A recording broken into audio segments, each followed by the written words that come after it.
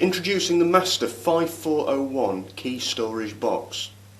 This simple to use unit is ideal for the storage of a small number of keys and is operated via a 4-digit combination lock.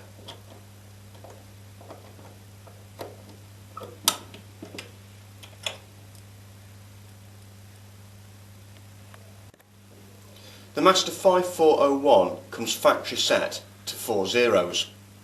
To change the code, input your 4 zeros and open the unit up.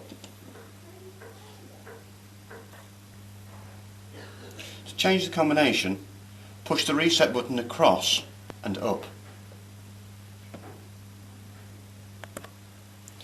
Now select any 4-digit code of your choice. In this instance, we're changing the code to 1001.